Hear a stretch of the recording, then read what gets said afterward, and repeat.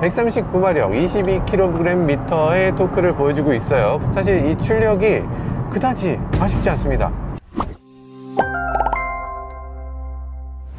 안녕하세요, 카키마뉴입니다. 오늘 만나보는 자동차는 쉐보레 트렉스입니다. 지금 액티브 RS가 있는데 이게 다가 아니죠. LS란 차도 있다고 합니다. 일단 사과부터 받고 시작하겠습니다. 죄송합니다. 제가 그동안 이 트렉스 가격이 2,052만원 아니다 이렇게 말씀드렸는데요. 사실 쉐보레 측에서 아니 2,050만원이라니 무슨 철판 가격도 안 나온다, 그렇게 잘못된 정보 때문에 우리가 이 차를 파는데 큰 지장이 생긴다, 나중에 갑자기 가격 올린다 그러면 얼마나 사람들이 실망감 느낄 거냐, 정말 우리 그것 때문에 너무 고생이 많다 이런 말씀 하셔가지고 그래서 저희가 그런 영상을 올리게 됐는데 맞았죠. 액티브 RS 그 외에 LS 트림이 하나 있었기 때문입니다. LS 트림 2,052만원 이라고 하는 엄청난 가격이 나왔다고 하는데요. 쉐보레 담당자조차 이 가격이 현실이라고 믿지 못했던 것 같습니다. 얼마나 좋은 자동차인지, 가성비가 얼마나 뛰어난 자동차인지 함께 살펴보시죠.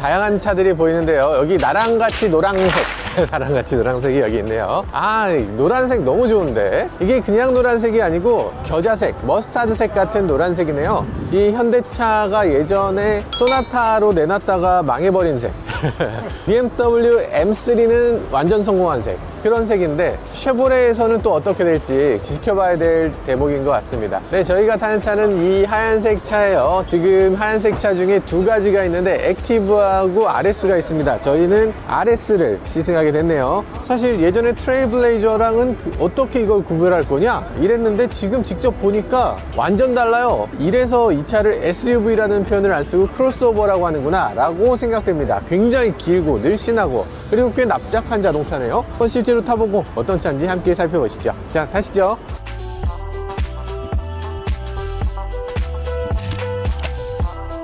오, 아이폰 케이블을 줬어요. 이걸 준 이유가 있습니다. 왜 아이폰 케이블을 줬느냐, 카플레이가 지원되기 때문이죠.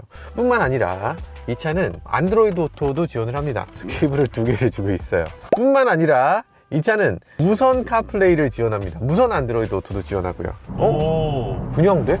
이야, 이거 왜 됩니까? 지금 우리가 핸드폰을 차에 연결시키려면 제일 먼저 해야 되는 건 뭐예요? 페어링 하겠습니까? 연락처 동기화 할 거예요? 뭐 이런 거 물어보잖아요. 그런 게 없습니다. 이거 USB로 한번 이 차에 꽂았다가 풀면 그러면 얘가 무선 카플레이 할 건가요? 물어봐요. 물어보고 오케이 하면 무선 카플레이를 지원합니다. 이게 너무 신기하잖아. 이야, 그것도 아주 심리스하게 했으면 좋겠어 하는 순간에 그냥 딱 해주네요. 이야, 계기판, 우와, 계기판이 디지털 계기판으로 마치 무슨 게임 화면처럼 이렇게 보여요. 여기 거울을 달 필요가 없습니다. 여기서 이렇게 보면 얼굴이 그냥 보여요. 여기도 보이네? 이야, 반사가 되는 거는 조금 거슬리는데 정리가 됐었다면 정말 완벽했을 것 같네요. 근데 지금 디스플레이 같은 경우는 이 두 개의 디스플레이를 이어 붙였다는 점에서 굉장히 넉넉하게 보이는, 그리고 심지어는 이렇게 약간 플로팅 느낌도 주고 있어서 아, 이런 것들도 지금 쉐보레가 완전히 달라졌네, 예전의 쉐보레 생각하면 안 되겠네 이런 생각이 들기도 하고요. 디스플레이 크기는 상대적으로 좀 작긴 합니다. 계기판 같은 경우는 8인치에 불과하고요. 이쪽에 있는 건 11인치 정도.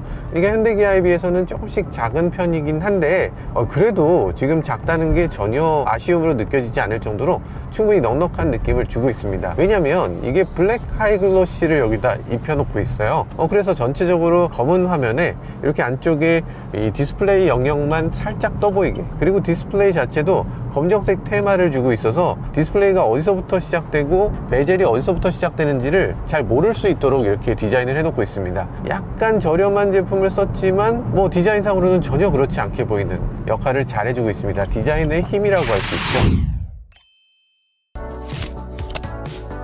시프트 다운을 하고 싶어요, 막 달리고 싶단 말이죠 라고 했을 때 여기 있습니다. 버튼, 엄지손가락을 이용해서 시프트 업 다운을 할 수 있는 버튼이 있고요. 예전에 제가 쉐보레 엔지니어한테 직접 물어본 적이 있어요. 너 패들 시프트 여기다 왜 안 달았어?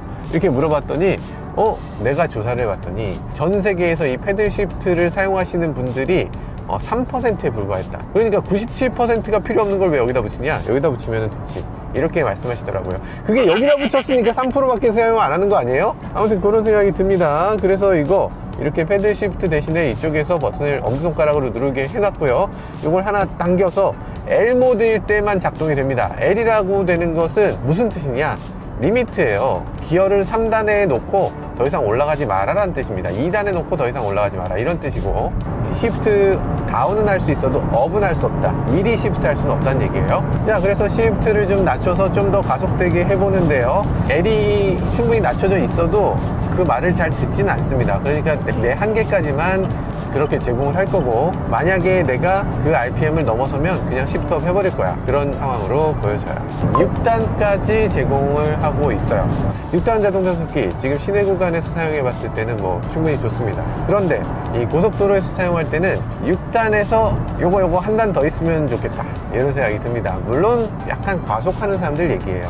시속 100km로 갈 때 이 RPM이 지금 2000 RPM 정도 되거든요. 그런데 우리가 바라는 거는 시속 110km에서 한 1800 RPM 정도로 가면 좋겠다, 이런 느낌이 들잖아요. 왜냐면 과속은 하면서 연비운전은 또 하고 싶으니까. 그런 분들이 있기 때문에 그런 분들한테 조금 RPM이 높다, 이렇게 느낄 수 있는 부분인 것 같습니다. 먼 거리를 주행할 때 그냥 크루징을 조금 빠른 속도에서 하겠다는 분들에게 6단은 조금 부족한 것 같고요. 그렇지 않은 분들, 대부분 시내 구간을 운행할 때는 6단이면 충분할 것 같습니다. 이거보다 더 높은 단은 굳이 필요하지 않을 수도 있을 것 같아요. 엔진이 RPM을 좀 높였을 때 엔진 굉장히 걱정했어요. 근데 그렇게까지 걱정할 일은 아니었던 것 같습니다. 아주 박진감 넘치고 좋은 엔진인데요, 139마력 22kgm의 토크를 보여주고 있어요. 사실 이 출력이 그다지 아쉽지 않습니다. 지금 이 차에는 건장한 남자 셋이 타도 충분한 힘을 보여주는 그런 엔진이에요. 뭐 이거 갖고 아쉽다고 하시는 분들은 레이서거나 음매 운전하시는 분들이거나 뭐 그런 분들인 것 같습니다. 셀토스가 거의 80마력이거든요. 그렇습니다. 사실 이 차만을 놓고 봤을 때는 정말 훌륭한 자동차예요. 우리나라라는 시장은 굉장히 독특한 시장이죠. 현대기아가 싹쓸이하는 시장. 그러다 보니까 현대기아가 주력으로 내세우고 있는 차들도 되게 많아요. 그 중에 기아 셀토스는 너무 강력합니다. 일단 출력이 180마력이 넘잖아요. 8단 자동 변속기 넣고 있습니다. 그리고 거기다가 실내 공간도 비슷합니다. 어쨌든 그 차는 약간 SUV 느낌이 강하고, 이 차는 SUV라기보단 CUV 느낌이 강해서 아마 추구하는 방향이 좀 다르다라고 할 수 있을 것 같아요. 그럼에도 셀토스는 일단 뭐 출력이나 공간이나 SUV적인 면에서나 여러 가지 면에서 한 수 위로 어쨌든 만만치 않은 상대라는 생각이 듭니다. 과연 이 차 제대로 길을 펼 수 있을 것인가, 이런 걱정은 살짝 들긴 하네요. 어쨌든 이 차 자체만 놓고 봤을 때는 훌륭한 자동차 맞습니다. 그리고 이 차의 가격에 대해서 여러 가지 얘기들이 있는데요, 2052만원에 나왔네요. LS 트림이라는 게 우리나라에 나올 줄 몰랐는데, 최근까지 쉐보레의 여러 차들을 보면 LT 트림이 기본이었고, 그래서 액티브 RS 세 가지 정도의 트림을 갖고 있었는데, 요번에 LS라는 트림이 나오게 되면서 이 쉐보레 관계자들조차 충격에 빠뜨리게 한 그런 가격 정책이라는 거예요. 마케팅 팀에서 정말 노력을 한 거죠. 그래서 이 차 세일즈를 위해서는 무조건 2052를 맞추겠다라는 그런 의지 같은 걸 보여준 것 같습니다. 그러나 실제로 2052만원에 이 차를 사게 될 것이냐, 그건 또 다른 문제죠. 이 차를 주력으로 사는 분들은 아마 LT 이상으로 사게 될 것 같아요. 그리고 이 시승차 같은 경우는 2,700만원이 넘습니다. 셀토스 가격하고 비교했을 때도 오히려 더 높다라고 할 수 있는 시승차예요. 그래서 이 차는 가장 저렴한 2,050만원짜리 차를 사는 사람도 그다지 없겠지만, 가장 비싼 2,700만원짜리 차를 사는 사람도 뭐 그다지 많진 않을 것 같아요. 그럼에도 이 차 가격을 2,500만원 정도, 아마 그보다 조금 더 낮은 정도의 가격, 이 정도에서 이 차를 구매하지 않을까, 그렇게 생각되네요. 우리 자유로로 들어왔으니까 해봐야 될 게 있죠. 자유로에 들어왔으면 어댑티브 크루즈를 작동시켜 봐야 될 것 같습니다. 자, 차로 중앙 유지 기능이 없습니다. 대신에 차선 이탈 방지는 있어서 살짝 이렇게 튕겨주는 부분은 있어요. 자, 넘어갑니다. 잡아줬습니다. 네, 이런 식으로. 예전에 쉐보레 같으면 차로를 넘어가려고 할 때 지나치게 과도하게 꺾어서 이쪽으로 넘어가고 이쪽으로 넘어가고 계속 팅팅팅 이렇게 튕기는 느낌이었는데, 이제는 아주 사뿐히 들어와서 이 정도라면 나쁘지 않게 차로를 유지해주는 모습을 보여줍니다. 들어오기 싫어서 안 들어온 게 아니에요. 그 차로 중앙 유지 기능이 미국에 있는 슈퍼 크루즈라고 하는 기능, 이 기능하고 옵션으로 묶여 있습니다. 그래서 이걸 가져오려면 슈퍼 크루즈를 같이 갖고 와야 되는데, 우리나라는 슈퍼 크루즈 대상이 아니죠. 일단 지도가 해외로 반출이 안 되기 때문에 그 때문에 차로 중앙 유지 기능이 들어올 수가 없었던 것 같습니다. 아쉽긴 하네요. 아쉽긴 하지만 핸들은 자기가 잡아야지. 핸들 잡으면 되지 뭐. 까짓 브레이크 안 밟고 가속 페달 안 밟고 알아서 이렇게 운전해 주면 고맙죠. 이 정도면 고맙습니다. 자, 한번 오디오 한번 들어보죠. 오디오.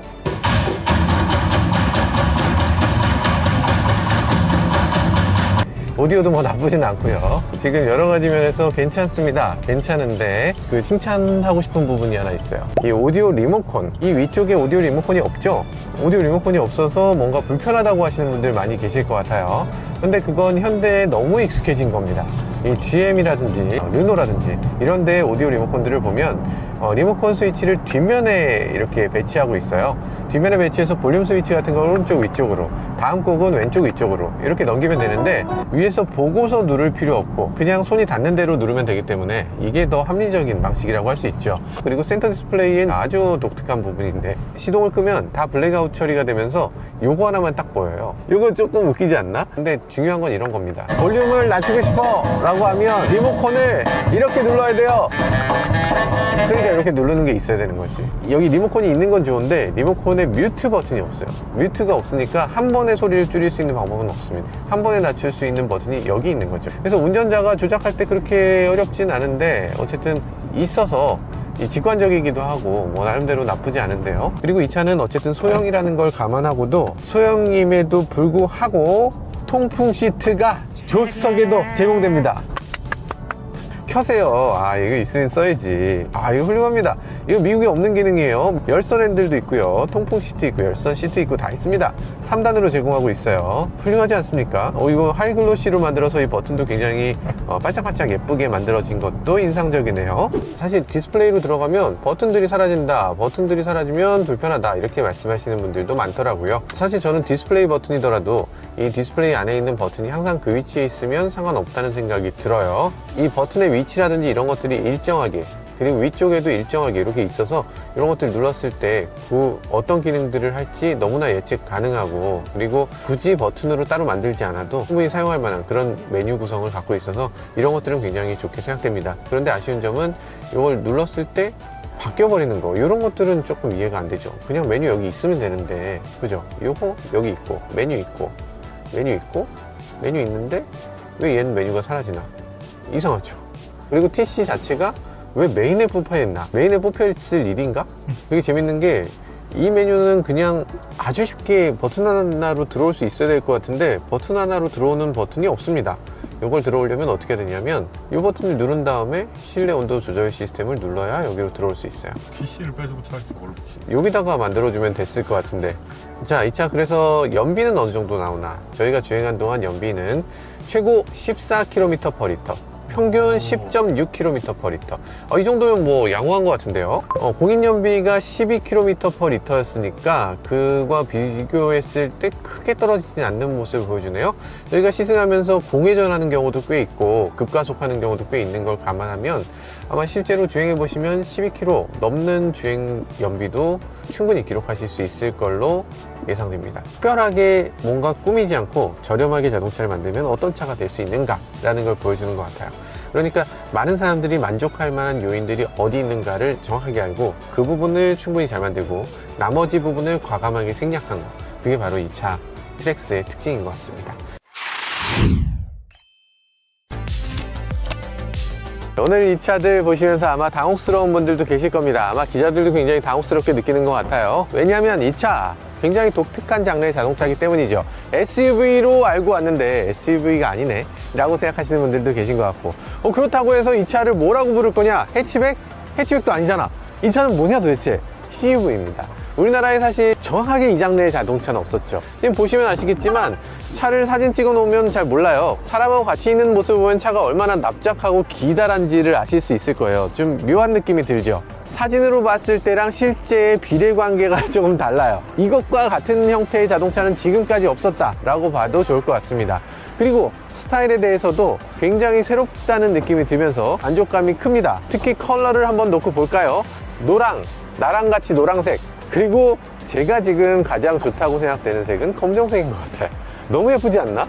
아니 검정색 왜 이렇게 예쁘게 나왔어? 트레일블레이저도 검정색이 예뻤는데 사실 쉐보레가 이 검정색을 잘 뽑는 것 같죠. 굉장히 터프한 느낌의 그런 전면부를 갖고 있어서 이렇게 검은색하고 조화가 됐을 때 정말 잘 어울리는 것 같습니다.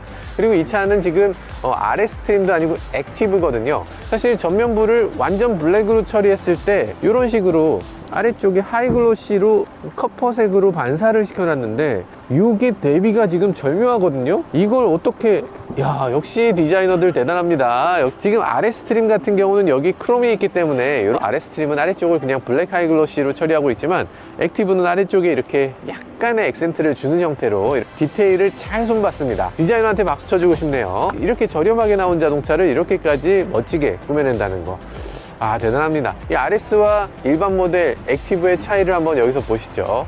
이게 RS고 이게 일반 모델입니다. 일반 모델을 보면 휠의 사이즈가 상대적으로 작지만 검정이니까 작다는 티가 나지 않죠. 상대적으로 좀 큰 휠을 썼을 때는 이런 식으로, 일단 자세히 보면 조금 더 크다는 걸 느끼실 수 있지만 액티브도 충분히 괜찮은 차로 보여지게 했습니다. 그리고 또 RS와 액티브 차이 중에 하나는 RS는 블랙 하이글로시 천장이고 액티브는 이렇게 그냥 바디 색깔 천장입니다. 마찬가지로 이렇게 빨간색도 이쪽 RS는 앞쪽에 이렇게 반짝거리는 부분이 있고 그리고 액티브는 없습니다. 검정색 차는 어차피 천장이 블랙이야. 그러니까 블랙 하이글로시로 바뀌는 것도 없고요. 어차피 앞에 크롬 부분이 잘 보이지도 않아. 그래서 지금 RS와 일반 모델의 차이가 검정색은 거의 없는 거죠. 이 차 전체적으로 봤을 때 실루엣 다 예쁘죠. 근데 가장 특이한 부분은 뒤쪽에서 바라볼 때 실루엣인 것 같아요. 굉장히 대각선으로 이렇게 평평하게 깎아놔서 SUV처럼 이렇게 서 있는 게 아니라 마치 쿠페형 자동차를 보는 것 같은 그런 느낌의 트렁크를 보여줍니다. 미국에는 없는데 우리나라에는 있는 기능이 있습니다. 바로 전동식 파워 테일 게이트.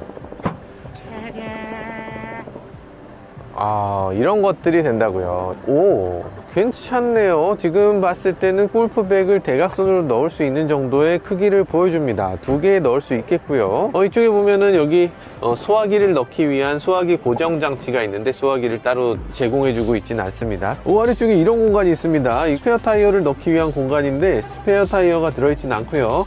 타이어 수리 키트가 지금 이 시승차에는 들어있지 않지만 나중에는 타이어 수리 키트를 넣어줄 것 같네요. 여기만 커버를 잘해도 방음이 훨씬 더 좋아질 것 같은데 지금 이 아래쪽에서 약간 울림이 있거든요. 그런 것들 애프터마켓에서 바꾸면 됩니다. 너무 걱정하지 마세요. 그리고 또 뒷좌석을 폴딩하게 되면 6대4로 폴딩할 수 있고요. 스키라든지 이런 것들을 싣고 이쪽 편은 두 사람이 타고서 스키장을 갈 수 있는 거죠. 그런데 그런 것들 자체는 좋은데 저는 개인적으로 4대2대 4면 좋을 것 같긴 합니다만 어쨌든 이 정도의 급의 자동차에서는 이 정도라도 감지덕지 감사합니다.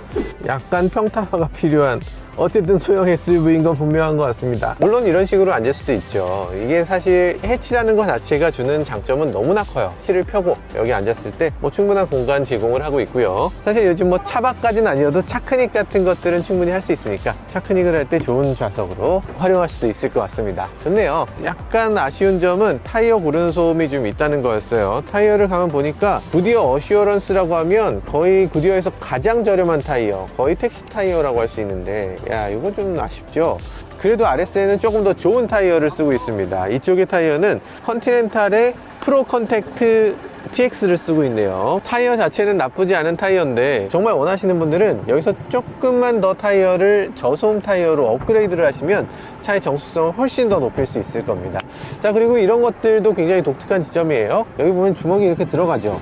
하나가 이렇게 쑥 들어가는데 앞부분도 이렇거든요. 공간이 좀 넉넉해 보인다 이런 생각이 들 수 있을 것 같아요. 사실 타일이 막 굉장히 헤쳐지거나 이런 건 아니고 지금 오프로드를 더 달릴 수 있도록 만들어진 느낌이다. 좀 험난하게 주행해도 이게 휠하우스에 간섭된다거나 이런 것들이 없도록 이렇게 좀 넉넉하게 뽑아놨구나 이런 생각이 들기도 합니다. 저쪽 노란 차를 보면 그런 게 조금 더 두드러지는데요. 약간 떠있는 느낌이 좀 들죠. 아마도 많은 분들이 튜닝을 통해서 이 차의 높이를 낮추시는 분들이 계실 것 같습니다. 지금 이런 경사스러운 자리에 차 한 대가 있습니다. 약간 쭈글해 보여. 죄송합니다. 트레일블레이저가 원래는 괜찮았는데 갑자기 확 죽네. 이거 큰일 났는데. 저렇게 조그맸어? 그러게요. 차가 엄청 작아 보이네. 지금 트랙스하고 비교하니까 트레일블레이저는 상대적으로 조금 높고 앞뒤로 좀 짧습니다. 그런데 높고 짧으니까 차가 더 작아 보여요. 그래서 트레일블레이저에 비해서 트랙스가 얼핏 봤을 때는 더 윗급의 차가 아니냐 이렇게 느끼시는 경우도 많은 것 같은데 실제로는 더 낮은 급입니다. 실제로는 더 저렴해요. 그래서 아마도 많은 분들이 트레일블레이저 살 바엔 트랙스 사지 라는 분들이 꽤 나올 것 같습니다. 저희한테 주어진 시간이 너무나 짧아요. 가는데 20분, 오는데 20분. 그 안에 시승을 다 해야 되고 2인 1조로 타기 때문에 제가 시승할 수 있는 시간이 20분밖에 없습니다. 뒷좌석에 앉았을 때 가장 놀라운 점은 레그룸이 어마어마하게 길다는 거. 그리고 시트 포지션이 상당히 낮아요. 시트 포지션이 낮아서 SUV에 앉은 느낌은 적어도 아닌 것 같아. 이래서 이 차를 CUV라고 하는구나 이런 느낌인데요. 세단 뒷좌석에 앉은 것보다는 약간 높은 정도의 느낌. 일단 공간감에 있어서는 굉장히 만족스럽고요. 중요한 건 승차감일 텐데 승차감이 어떤지 조금 주행해보면서 알아보도록 하죠. 공회전의 진동이 조금 있긴 한데 납득 가능한 수준입니다. 이 차의 엔진은 1.2 엔진인데 트레일블레이저에도 초기에 있다가 나중에 사라지게 된 엔진이에요. 그러다 보니까 이 차에 들어왔을 때 이게 충분할까? 아닐까? 이런 것들에 대해서 여러 가지 얘기들이 있는데 지금 우리나라의 어지간한 자동차들 엔진에 비해서 그렇게 떨어지는 편은 아닙니다. 낮은 편이긴 하지만 이 차의 무게가 그만큼 가볍고 이 차가 그만큼 또 에어로다이나믹한 자동차이기 때문에 이 정도라면 괜찮을 수 있죠. 일단 그보다 좀 아쉽게 느껴지는 건 진동이 조금 있다. 움직일 땐 괜찮은데 공회전 진동이 조금 아슬아슬한 수준이에요. 누구는 조금 언짢다고 하시는 분들 계실 것 같고 대부분의 운전자들은 그렇게까지 거슬리진 않는 정도, 그렇게 보면 될 것 같습니다. 이 차 뒷좌석에는 여러 가지 기능들이 있죠. 일단 기존의 쉐보레 트레일블레이저에도 사실 없는 기능이 있습니다. 뒷좌석 에어벤트. 뒷좌석이 지금 에어벤트가 있어서 히터를 켜거나 에어컨을 켰을 때 이 에어벤트를 통해서 조금 더 시원한 바람이 잘 올 수 있도록 이렇게 해주는 기능이 있고요. 그리고 USB도 USB A 타입, C 타입 둘 다 제공을 하고 있어요. 그래서 케이블이 어느 쪽에 있든 간에 내 폰을 충전할 수 있게 해주겠다 라는 걸 보여주고 있고요. 여러 가지 수납 공간들 제대로 마련되어 있습니다. 뒷좌석에 1.5L 페트라든지 이런 것들을 넣을 수도 있고요. 옆에 스마트폰이라든지 이런 거 세워 놓을 수도 있고요.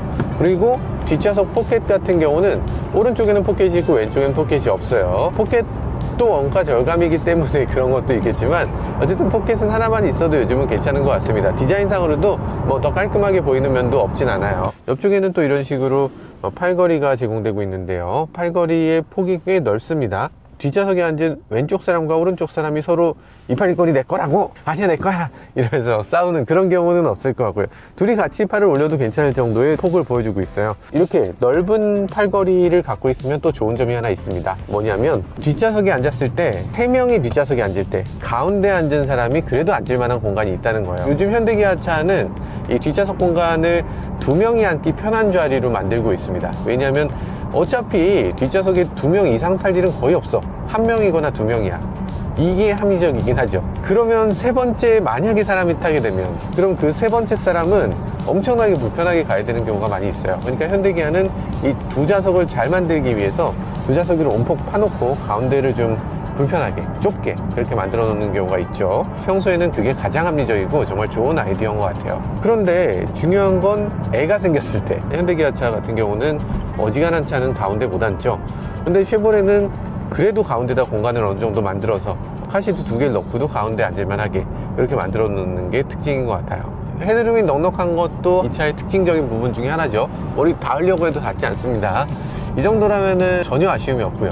천장 공간은 지금 너무나 넉넉하고 가장 키가 큰 사람이나 가장 키가 작은 사람이나 모두가 다 만족하면서 탈 수 있는 그런 이 넉넉한 공간 그리고 조절 범위 이런 것들을 보여주는 그런 특징이 있습니다. 미국의 트랙스하고 우리나라 트랙스는 그 포지션이 많이 다릅니다. 미국의 트랙스는 역시나 쉐보레 엔트리 모델이지 이 차 말고도 차가 얼마나 많은데 그 많은 차종 중에 하나니까 가장 저렴한 모델로 이렇게 나온 거고요. 근데 반면에 중국 같은 경우는 사정이 달랐어요. 중국은 이 차 하나가 엔트리 모델이기도 하고 이 위에 있는 트레일블레이저 역할도 함께 맡아야 되거든요.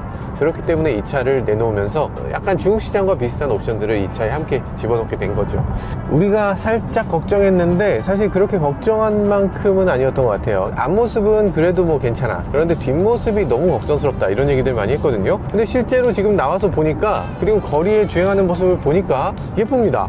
괜찮은데? 뒷모습도 걱정했던 것보다 훨씬 예쁜 것 같고요. 기존에 우리가 봤던 모습들은 미국형 트랙스였잖아요. 근데 미국형 트랙스는 뒤쪽에 LED 램프가 박혀있지 않은 경우가 많았습니다. 우리나라 트랙스는 뒤쪽에 LED 램프를 언트림의 기본으로 장착했고요. 그리고 안테나도 미국에 있는 안테나는 이렇게 돼지꼬리처럼 올라와 있는 그런 안테나를 사용하고 있었는데, 우리나라는 이 샤크테일 안테나를 집어넣으면서 훨씬 더 스타일을 예쁘게 만들어 놓기도 했네요. 그런데 단점도 없진 않습니다. 일단 이 차의 앞좌석은 어쿠스틱 윈드실드라는 걸 사용하고 있어요. 그러니까 원래 윈드실드는 이중 접합 유리를 쓰게 돼 있어요. 법적으로 그렇습니다. 근데 그 이중 접합 유리 가운데 들어가는 그 필름을 어쿠스틱 필름을 넣었다는 거죠. 그러니까 흡음을 더 할 수 있는 필름을 넣어서 앞좌석의 앞유리는 차음 유리를 사용하고 있다 라는 거고요. 측면은 그렇지 않습니다. 뒷면도 그렇지 않아요. 그러다 보니까 이 차의 뒷좌석에 앉으면 앞좌석에서는 그렇지 않은데 뒷좌석은 조금 더 풍겨름이 들려지고요. 바퀴 구르는 소음이 꽤 느껴지는데, 이 바퀴 구르는 소음은 어쨌든 이 차가 CUV 형태고 뒤쪽에 화물칸과의 격벽이 없다 보니까 뒤쪽에서의 소음이 그대로 넘어오는 부분이 있습니다. 이 부분을 막기 위해서는 사실 뭐 자동차 회사가 열심히 해야 되는 부분도 있지만 타이어가 또 중요합니다. 타이어가 일단 소음이 적게 나는 타이어를 찾아서 그걸 선택하시면 뒷좌석에서 조금 시끄럽다고 느끼는 부분이 훨씬 조용하게 좀 바뀔 수 있을 겁니다. 후면 구르는 소음이 꽤 들려온다, 이런 걸 느끼실 수 있을 거예요. 콘크리트를 벗어나 볼게요. 네, 이런 정도로 소리가 바뀝니다. 자, 콘크리트에서 느끼는 그런 소음, 그리고 아스팔트에서 느끼는 소음이 이렇게 큰 폭으로 차이가 나는 거는 어쨌든 이 타이어의 차이, 이게 가장 크다고 볼 수 있어요. 야, 진짜 밖에서 들을 때 소리가 조금 더 크네. 액티브 노이즈 캔슬레이션이 있어서 운전할 때 훨씬 조용했는데 밖에 나오니까 조금 엔진 소리가 들리기도 하네요. 이 이테크라는 엔진을 쓰고 있는데 거기다가 이 엔진 자체도 뭐 전동화를 시키면서 연비와 성능, 내구성까지 갖춘 엔진이라고 합니다. 1.1L 밖에 안 되는 엔진이라니, 생각해보면 아반떼가 1.6이잖아요 야, 그렇게 작은 엔진으로 어떻게 차를 굴리지? 라는 생각이 들지만, 그럼에도 그 작은 엔진으로 충분히 잘 달릴 수 있는 모습을 보여줘서 굉장히 인상적이었습니다. 사실 쉐보레 말리부도 없어지고 스파크도 없어지고 도대체 우리나라에서 뭘 팔겠다는 거냐? 라고 했는데, 이런 정도의 가격에 그리고 이런 정도의 상품성에 내놓은 트랙스를 보니까 우리나라에 그래도 제대로 차를 팔겠다는 의지가 있구나 라는 걸 다시 한번 느끼게 됐습니다. 지금까지 저는 모카 김한용이었습니다. 감사합니다.